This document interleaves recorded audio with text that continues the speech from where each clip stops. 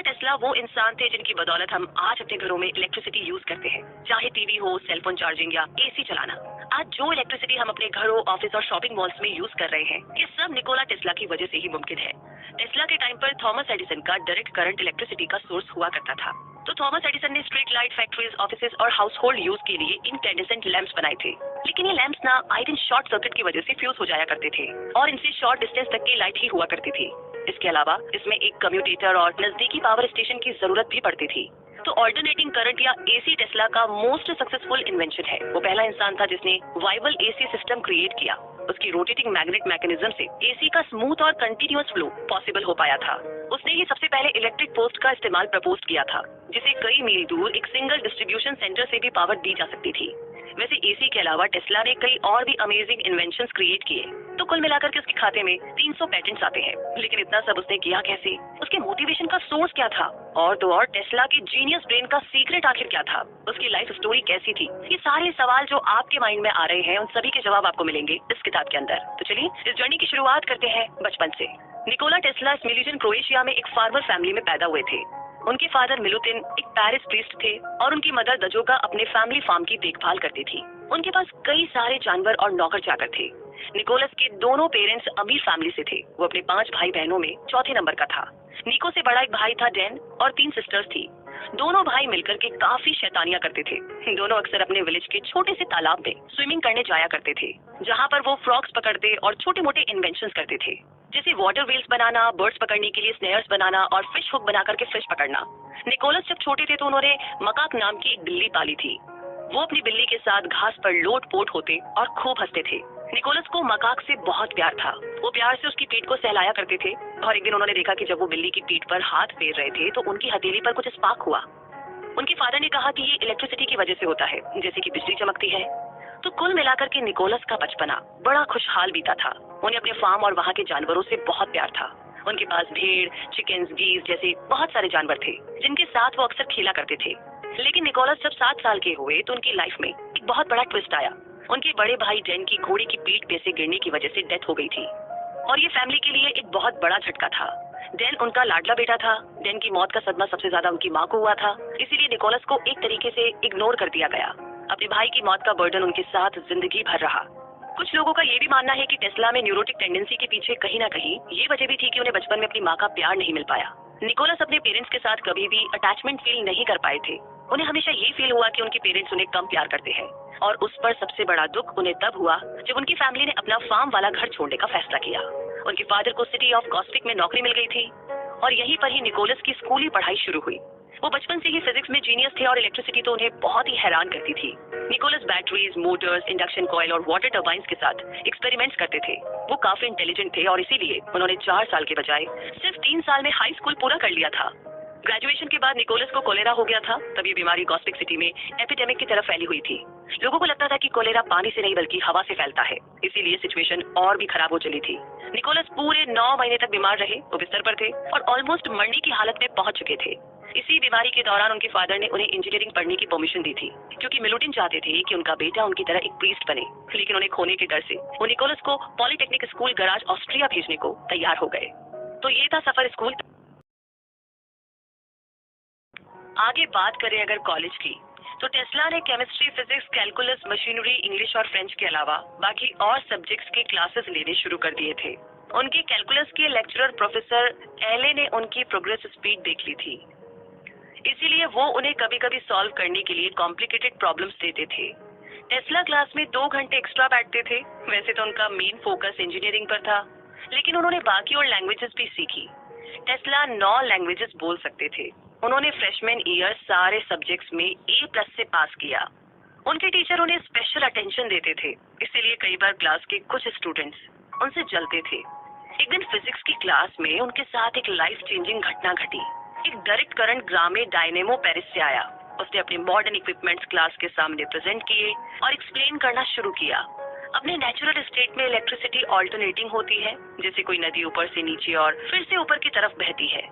इसीलिए इलेक्ट्रिसिटी का फ्लो हर सेकंड तेजी से डायरेक्शन चेंज करता है और इसीलिए मशीन में कम्यूटेटर होते हैं। ये स्मॉल वायर्स की सीरीज है जिससे इलेक्ट्रिसिटी सिर्फ एक डायरेक्शन में फ्लो करती है। फिजिक्स के प्रोफेसर प्राउडली अपनी प्रेजेंटेशन दे रहे थे कि तभी टेस्ला ने हाथ उठाया और सवाल पूछा, अगर इलेक्ट्रिसिटी को इसके नेचुरल ऑल्टरनेटिव फॉर्म में यूज किया जाए तो क्या होगा? क्या होगा अगर हमें पता चले कि हमें कम्यूटेटर की कोई जरूरत ही नहीं है? टेस्ला के इस तरह सवाल पूछने से प्रोफेसर का ईगो हर्ट हो गया था। इसीलिए उन्होंने टेस्ला को गलत साबित करने के लिए मशीन से कम्यूटेटर का प्लग निकाल दिया। मशीन बंद हो गई और उस दिन से टेस्ला एसी बनाने के पीछे पड़ गए। वो दिन रात यही सोचते रहते थे कि मोटर्स को बिना कम्यूटेटर के कैसे चलाया जाए। अपने थर्ड ईयर में आते आते टेस्ला बोर हो चुके थे। अब वो क्लासेस अटेंड करने के बजाय लाउंज में दोस्तों के साथ कार्ड्स और चेस खेलते थे। वो बिलियर्ड बड़ा अमेजिंग खेलते थे और अपनी पॉकेट मनी उसी में खर्च कर देते थे। टर्म के एंड में टेस्ला ने फाइनली कॉलेज ड्रॉप कर दिया था। जब उनके फादर की डेथ हुई तो टेस्ला को मजबूरी में नौकरी ढूंढनी पड़ी और उन्हें बुडापेस्ट हंगरी में अमेरिकन टेलीफोन एक्सचेंज में जॉब मिल गई। यहाँ पर टेस्ला ने खंभों पर चढ़कर के लाइंस ठीक करने का काम सीखा और वो मैकेनिक तो थे ही, साथ ही साथ एक मैथमेटिशियंस भी थे। टेस्ला ने इंडक्शन का कॉन्सेप्ट सीखा जिसमें कोई एक ऑब्जेक्ट इलेक्ट्रोमैग्नेटिक चार्ज के साथ दूर से किसी दूसरे इलेक्ट्रोमैग्नेटिक ऑब्जेक्ट को कांटेक्ट किए बगैर ही इन्फ्लुएंस कर सकता है। तो अपने फ्री टाइम में टेस्ला अंटोनी स्टिगेटी के साथ घूमते थे जो कि उनका फॉर्मर क्लासमेट था और अब वर्कमेट बन गया था। वैसे एसी पर उनका काम अभी भी जारी था।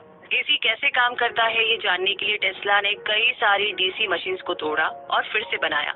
इस चक्कर में वो ना ढंग से खाते थे और ना ही सोते थे।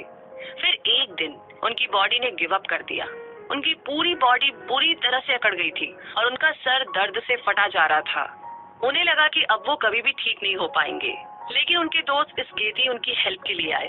उन्होंने टेस्ला को एक्सरसाइज करने के लिए एनकरेज किया। एक दिन पार्क में वॉक करते हुए टेस्ला को एक स्ट्रॉन्ग फीलिंग आई। उन्हें आइडिया आया कि एसी को कैसे चलाना है। उन्होंने तुरंत अपना आइडिया वहीं पर सैंड में एक लकड़ी से लिख दिया। टेस्ला के इस फेमस डायग्राम को मैग्नेटिक फील्ड रोटेशन कहा जाता है। डीसी में इलेक्ट्रिसिटी ट्रांसमिट करने के लिए एक सर्किट होता है। एसी के लिए टेस्ला ने 2 सर्किट यूज किए। इमेजिन कीजिए कि रोटेटिंग सर्कल्स एक के ऊपर एक रखे हैं।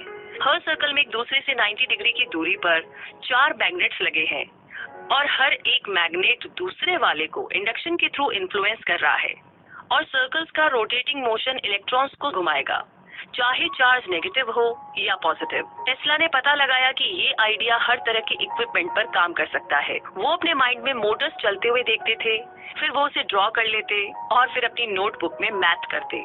इसी बीच टेस्ला और स्केटी दोनों को पेरिस की एडिसन लाइटिंग कंपनी में जॉब का ऑफर मिला, जिसे उन्होंने खुशी खुशी एक्सेप्ट कर लिया था। तो ये था कॉलेज का सफर और आगे हम बात करेंगे Tesla meets the visit of Menlo park. तो यहाँ पर 1880 के दौर में इनकैंडेसेंट लैंप एक रेवोल्यूशन बनकर आए जिसे थॉमस एडिसन ने इन्वेंट किया था। उसके पहले घरों में, सड़कों पर, रेल रोड्स और बाकी जगहों में गैस लैंप यूज होते थे, लेकिन एडिसन के इनकैंडेसेंट लैंप्स ने अमेरिका और यूरोप के लोगों की लाइफस्टाइल को इम्प्रूव कर दिया था। टेस्ला यहाँ की जगमगाती सिटी लाइफ को देख करके हैरान थे। पेरिस में टेस्ला को कॉन्टिनेंटल एडिसन कंपनी में जॉब मिली जिसे चार्ल्स बैचलर मैनेज करते थे। बैचलर ने टेस्ला की इनक्रेडिबल स्किल्स देखकर ही उन्हें जॉब ऑफर की थी और कुछ टाइम के बाद उन्हें न्यूयॉर्क भेज दिया। टेस्ला को ईवी सोर्सिन फैक्ट्री में रखा गया था जहाँ पर लाइट बल्ब और जनरेटर्स बनते थे। इलेक्ट्रिक इंजीनियरिंग में टेस्ला की स्किल्स को यहाँ पर बहुत रिस्पेक्ट मिली। उन्होंने opera houses, theatres, rail road station और कैफे, इन सभी जगहों में लाइटनिंग इंस्टॉल की। उन्हें काम के लिए पेरिस, बवारिया और बर्लिन भी भेजा गया था। तो 1883 यानी कि 1883 में बैचलर ने टेस्ला को स्ट्रॉसबार्ग प्लांट में इलेक्ट्रिक लैंप्स इंस्टॉलेशन की देखरेख का काम सौंपा। तो यूं ही काम करते करते टेस्ला को जब भी चांस मिलता वो अपने एसी प्रोजेक्ट के एक्सपेरिमेंट में जुट जाते थे। उनके दोस्त अब उनके असिस्टेंट बन गए थे। उन्होंने एक डिस्क बनाई और उसे कोयल से कवर कर दिया। फिर उन्होंने इसे एक नीडल पर चढ़ा दिया। टेस्ला को फाइनली अपना आइडिया पूरा होता हुआ दिख रहा था। जब उन्होंने स्विच टर्न किया तो डिस्क घूम रही थी और ऑल्टरनेटिंग करंट जनरेट हो रहा था। तो 1884 में यानी कि 1884 में टेस्ला न्यूयॉर्क पहुंचे। उस टाइम वो 28 साल के थे। उन दिनों ब्रुकलिन ब्रिज बनकर के तैयार ही हुआ था और उस पर स्टैचू ऑफ लिबर्टी को रखा गया था। तब एडिसन के लैंप्स ने मेनलो पार्क को रोशन कर दिया था, जहां उस टाइम पर न्यूयॉर्क के सबसे अमीर लोगों के घर थे। इसीलिए थॉमस एडिसन को विजिट ऑफ मेनलो पार्क भी बोला जाता था। एडिसन ने सेंट्रल स्टेशन और वॉल स्ट्रीट की बिल्डिंग्स को लाइट प्रोवाइड की थी। उन्होंने जाने माने बैंकर जेपी मॉर्गन के मैंशन और ऑफिस बिल्डिंग को भी लाइट प्रोवाइड की। फाइनली टेस्ला की मुलाकात थॉमस एडिसन से हुई।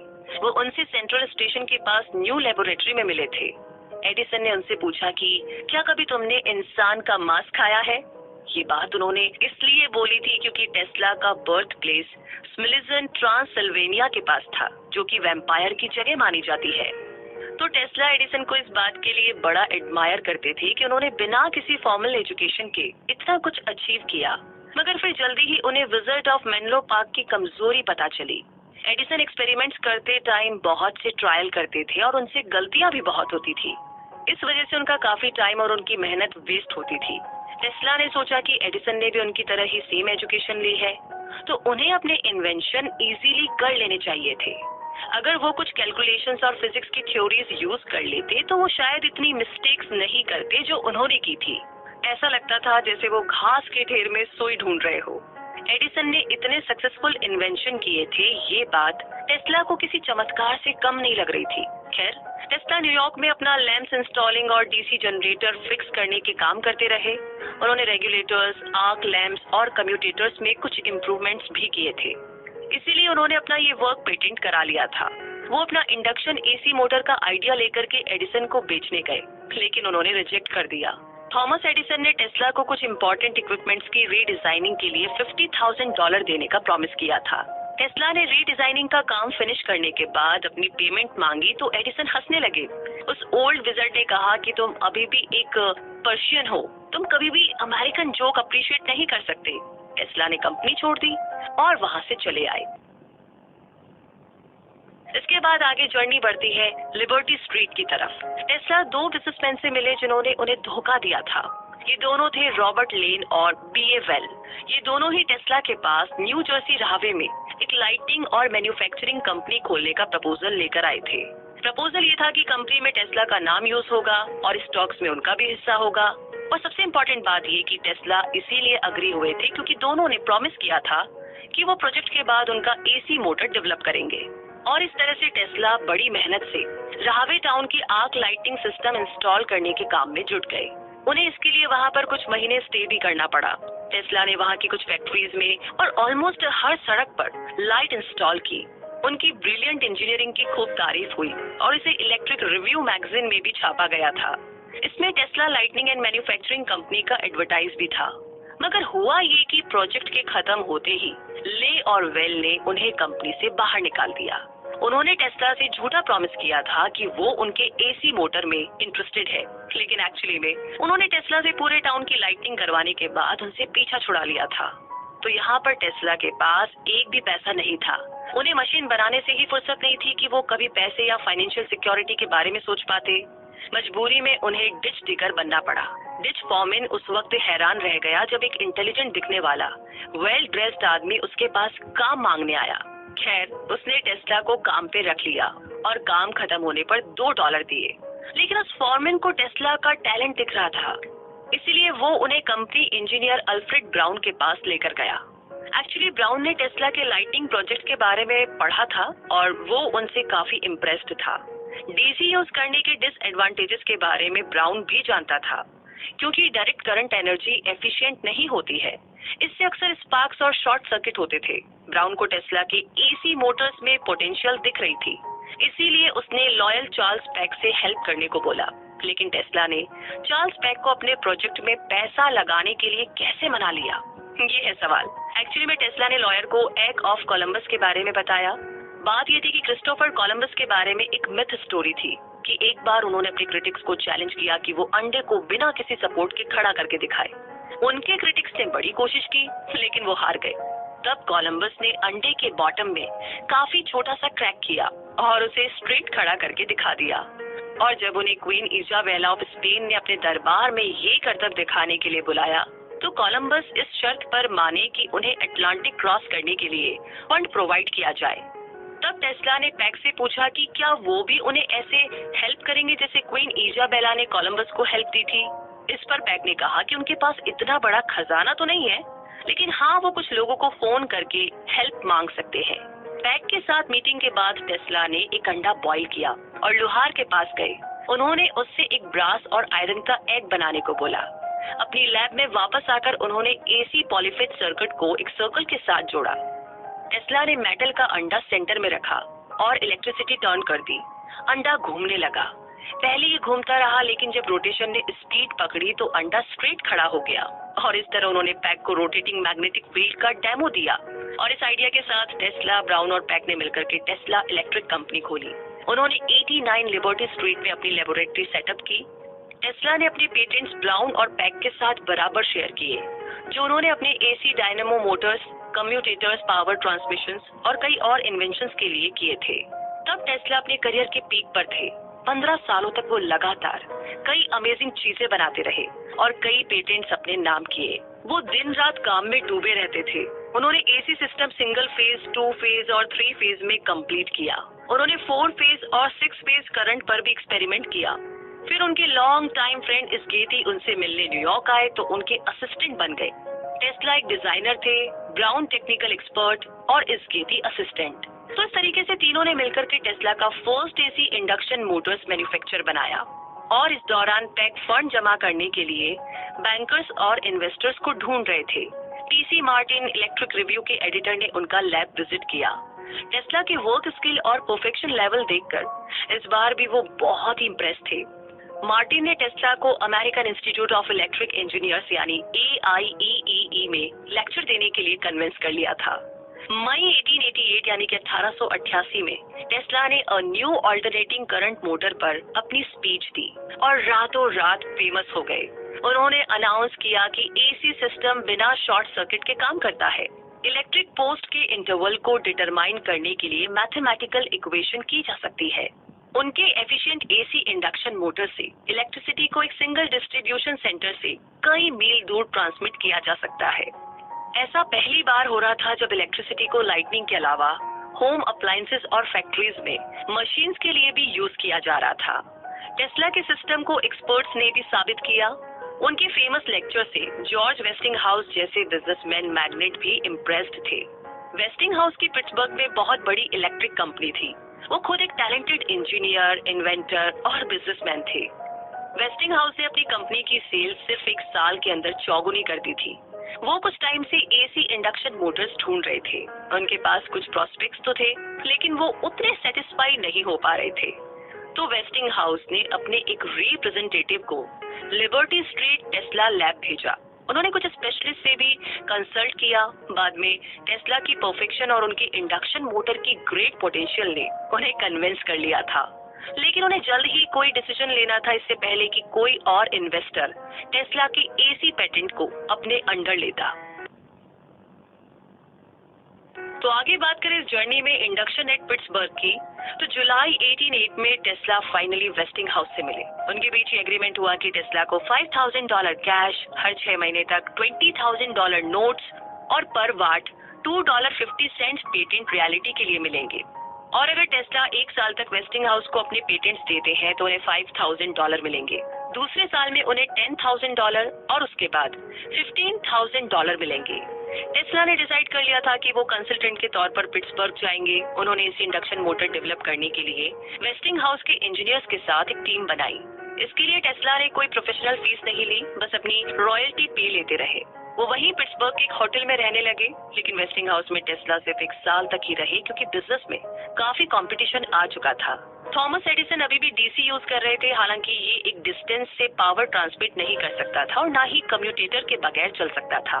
और ऊपर से मार्केट में बने रहने के लिए उन्होंने वेस्टिंगहाउस, टेस्ला और एसी मोटर्स के खिलाफ बैड पब्लिसिटी शुरू कर दी थी। तो HP ब्राउन नाम के एक इंजीनियर एडिसन के दोस्त थे। ब्राउन के कई कलीग्स के साथ डीसी प्रोजेक्ट्स में काम करते हुए करंट लगने से डेथ हुई थी। इसीलिए ब्राउन अपने एक्सपेरिमेंट्स में एनिमल्स यूज करना चाहते थे। एडिसन ने अपने मेनलो पार्क में ब्राउन का वेलकम किया।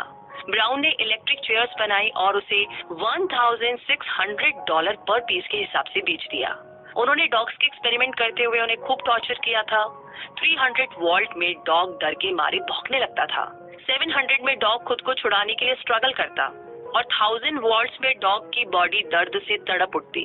ब्राउन फिर एसी में शिफ्ट करते थे और सिर्फ 300 वोल्ट्स में ही बेचारे कुत्ते की डेथ हो जाती थी। विलियम कैमलर नाम की एक गैंगस्टर का कैपिटल पनिशमेंट ब्राउन के इलेक्ट्रिक चेयर के लिए एक टेस्ट केस बन गया था, जिसने कुल्हाड़ी से अपनी गर्लफ्रेंड का मर्डर किया था।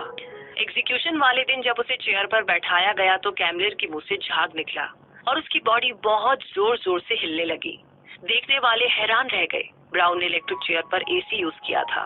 एडिसन ने कैमलर का केस यूज करते हुए एसी कंडेम के लिए 24 डॉग्स को टॉर्चर किया और बाद में ये स्टेटमेंट दिया कि ये वेस्टिंग हाउस की टेक्नोलॉजी है जिससे कि दर्दनाक मौत होती है।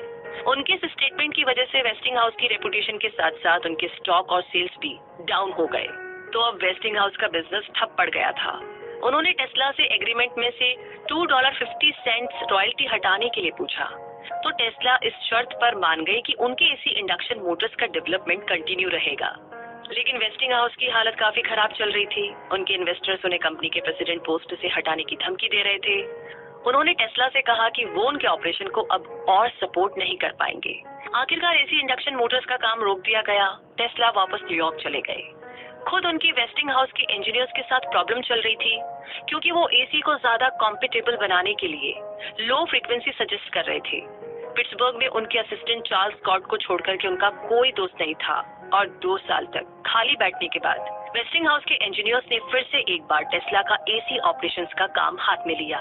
उनमें से एक बेंजामिन लम्मे थे, जो क्लेम करते थे कि लो फ्रीक्वेंसी उनका आइडिया था। कुछ रीडर्स समझते हैं कि लेमे एक जीनियस है जिन्होंने वेस्टिंग हाउस की एफिशिएंट मशीन्स बनाई थी, लेकिन ये सच नहीं है। उस टाइम पर बहुत से engineers efficient AC induction Motors बनाने की कोशिश कर रहे थे, लेकिन सिर्फ टेस्ला को ही सक्सेस मिली। पूरी यूरोप और अमेरिका के इंजीनियर्स ने उनका ही मैकेनिज्म कॉपी किया था। इसके आगे बढ़ते हैं और बात करते हैं साउथ फिफ्थ एवेन्यू की। टेस्ला की लाइफ में कई और एक्साइटिंग चीजें होने जा रही थी। 1899 यानी कि 1899 में उन्होंने न्यूयॉर्क में अपनी नई लेबोरेटरी खोली। ये जगह साउथ फिफ्थ एवेन्यू में थी, जिसे वेस्ट ब्रॉडवे के नाम से जाना जाता था। उन्होंने 6 स्टोरी बिल्डिंग का पूरा 4th फ्लोर ले रखा था और वो खुद एस्टर होटल में शिफ्ट हो गए थे, जो कि उनका नया रेजिडेंस था। अब वो एक जीनियस इन्वेंटर माने जाते थे, न्यू एलिट सोसाइटी के मेंबर। वो सर्बिया और क्रोएशिया में भी पॉपुलर हो चुके थे। उनके कंट्रीमैन उन पर बड़ा प्राउड फील करते थे। वो अक्सर यूरोप में अपनी सिस्टर्स और अंकल्स को लेटर्स लिखते और पैसे भेजते थे। पिट्सबर्ग से वापस आकर उन्होंने कई और प्रोजेक्ट्स पर काम किया था। उन्होंने इलेक्ट्रोमैग्नेटिज्म और लाइट के बारे में भी स्टडी की। उन्होंने ऐसी मशीन्स बनाई जो कि डीसी को एसी में ट्रांसफॉर्म करती थी और एसी को डीसी में। उन्होंने हाई फ्रीक्वेंसी और हाई वोल्टेज जनरेट करने के लिए टूल्स भी बनाए। सबसे इम्पोर्टेंट बात ये कि उन्होंने वायरलेस कम्युनिकेशन का आइडिया एक्सप्लोर किया था, जैसा कि उनकी आदत थी। टेस्ला 24/7 काम करते थे। वो होटल से शावर लेने के लिए और जरूरी मीटिंग्स अटेंड करने जाते थे। उनके पार्टनर्स पैक और ब्राउन लिबर्टी स्ट्रीट की लैब में ही रहते थे। ज्यादातर टेस्ला के लिए ही काम करना पसंद करते थे या फिर कभी कभी अपने 2 असिस्टेंट्स की हेल्प ले लेते थे। उन्हें लेट नाइट काम करना बहुत पसंद था, क्योंकि उस टाइम उन्हें कोई डिस्टर्ब नहीं करता था। 1890 में Tesla American institute of electric engineers के वाइस प्रेसिडेंट बने। इलेक्ट्रिक वर्ल्ड मैगजीन के फुल पेज पर उनकी पिक्चर छपी थी। अपने जैसे कई और इंटेलेक्चुअल से भी उनकी फ्रेंडशिप थी। और इसी के साथ आगे बात करें द रॉयल सोसाइटी की, तो 1891 यानी कि 1891 में टेस्ला ने मैकेनिकल ऑसिलेटर को पेटेंट किया। ये एक मल्टीपर्पज मशीन थी। ये करंट को एक स्मूथ और लगातार तरीके से जनरेट करती थी। टेस्ला की ऑसिलेटर में कई मिलियन वोल्ट्स जनरेट करने की कैपेसिटी थी और इसकी फ्रीक्वेंसी में मन मुताबिक चेंज लाया जा सकता था। टेस्ला की इलेक्ट्रॉन्स की डिस्कवरी करने वाले ब्रिटिश साइंटिस्ट जे थॉमसन से भी दोस्ती हुई। टेस्ला ने एक कंडेंसर, एक इलेक्ट्रिक मीटर और एक इनकंडेंसेट लाइटिंग के टूल्स भी पेटेंट किए। इंस्टीट्यूट ऑफ इलेक्ट्रिकल इंजीनियर्स में स्पीच देने के लिए वो लंदन भी गए। टेस्ला के लेक्चर का टाइटल था experiments with alternate currents of high potential and high frequency. इस स्पीच को कई जाने माने लोगों ने सुना, जिनमें जे थॉमसन भी थे। सब लोग टेस्ला के अमेजिंग आइडियाज से इम्प्रेस्ड थे। स्टडी के लिए ऑल्टरनेटिंग करंट से भी ज्यादा कोई इंटरेस्टिंग चीज है क्या? ये एनर्जी मैकेनिकल, लाइट, हीट और यहाँ तक कि केमिकल एनर्जी किसी का भी फॉर्म ले सकती है। तो टेस्ला अपनी ऑडियंस को बता रहे थे। फिर वो अपने टेस्ला कॉइल पर आ गए। इसमें से इलेक्ट्रिसिटी किसी थंडर बोल्ट्स की तरह निकल रही थी। वो कई देर तक लोगों को अपने मैजिक ट्रिक्स दिखाते रहे। टेस्ला एनर्जी के वायरलेस ट्रांसमिशन में परफेक्ट थे। उनके कॉइल से स्टेज पर बिना किसी वायरिंग के ही लैंप जल उठे और उन्होंने डिफरेंट कलर की फॉस्फोरेसेंट लाइट भी डिस्प्ले की। उसके बाद टेस्ला ने कॉइल से कनेक्टेड एक वायर उठाई। अपने दूसरे हाथ से उन्होंने ग्लास ट्यूब पकड़ा था। टेस्ला के टच करते ही ग्लास ट्यूब जलने लगा। वायर की इलेक्ट्रिसिटी ने उनकी बॉडी से होते हुए उनके हाथ की ग्लास ट्यूब को जला दिया था। तो उन्होंने ऐसे कई और अमेजिंग एक्सपेरिमेंट्स दिखाकर के लोगों को इम्प्रेस कर दिया था। टेस्ला ने ये कहते हुए अपना लेक्चर खत्म किया कि वायरलेस कम्युनिकेशन में उनका काम जल्दी ही पूरा होने वाला है, जिसके बाद लोग अटलांटिक के पार भी कम्युनिकेशन कर पाएंगे। उनके इन्वेंशन मैसेजेस को मोर्स कोड या ब्लिंक्स ऑफ लाइट में ट्रांसमिट करके अमेरिका से यूरोप पहुंचा सकेंगे। टेस्ला ने ब्रिटेन की रॉयल सोसाइटी में जितने भी एक्सपेरिमेंट्स किए थे वो सबके लिए एकदम नए थे, जो उन्होंने कभी अमेरिका में शो नहीं किए थे। उनकी ऑडियंस उनके साथ कुछ और वक्त बिताना चाहती थी, इसीलिए टेस्ला ने एक सप्लीमेंट्री लेक्चर ऐड कर दिया। ऑडियंस में से कुछ लोगों ने पूछा कि वो अपनी बॉडी में इतना करंट कैसे झेल गए, तो टेस्ला ने एक्सप्लेन किया कि उन्होंने करंट की सिर्फ फ्रीक्वेंसी इंक्रीज की है, ना कि पावर या एम्पलीट्यूड। अपनी बात को साबित करने के लिए उन्होंने मशीन को कुछ 10,000 वोल्ट्स पर सेट किया। एक हाथ से वायर को टच किया और दूसरे में 2 फ्लोरोसेंट ट्यूब्स पकड़ी। ट्यूब्स में लाइट जलने लगी। जैसा कि आप देख सकते हो, मैं जिंदा हूँ, टेस्ला ने कहा।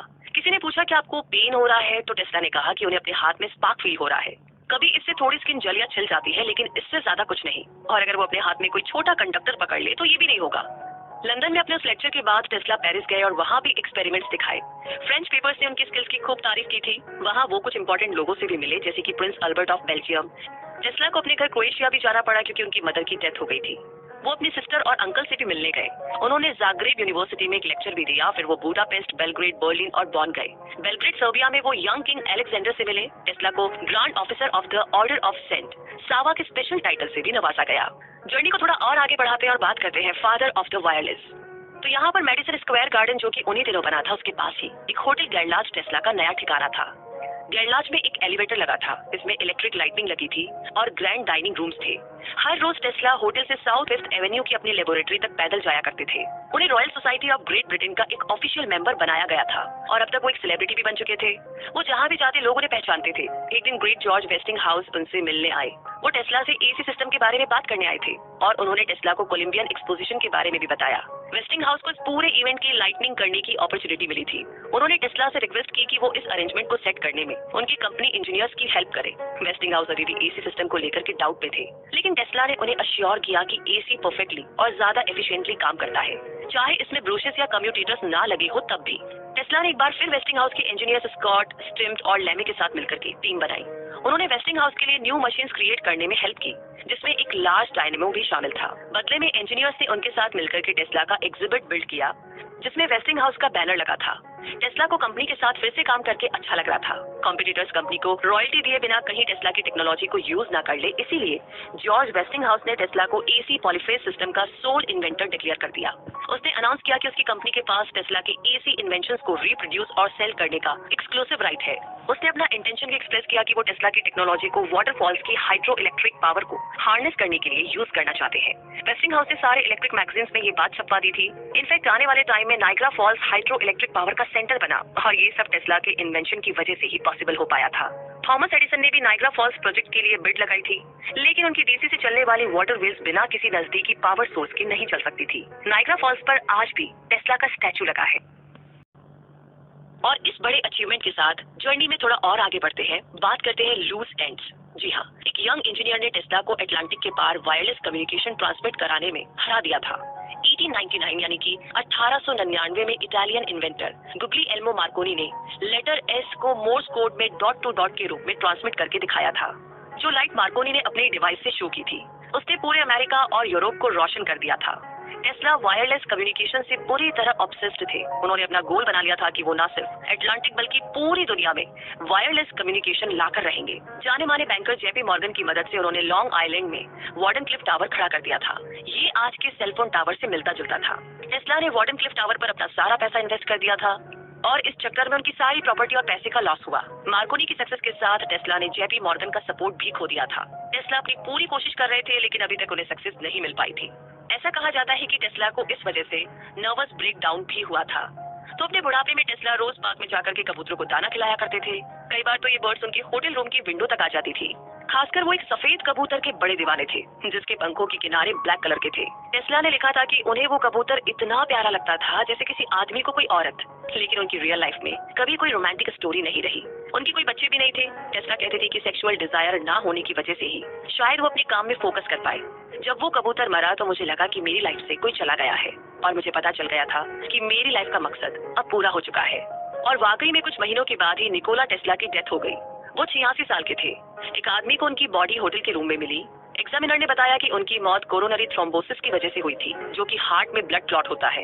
इनकी डेथ की खबर सुनकर फर्स्ट लेडी एलेनोर रूजवेल्ट ने लिखा था, प्रेसिडेंट और मैं मिस्टर निकोला टेस्ला की मौत से बड़े दुखी है। उन्होंने साइंस इंडस्ट्री और इस कंट्री के लिए जो भी कंट्रीब्यूशन दिया है उसे हम कभी भी भुला नहीं सकते। करीब 2000 लोगों ने टेस्ला की फ्यूनरल सर्विस अटेंड की थी।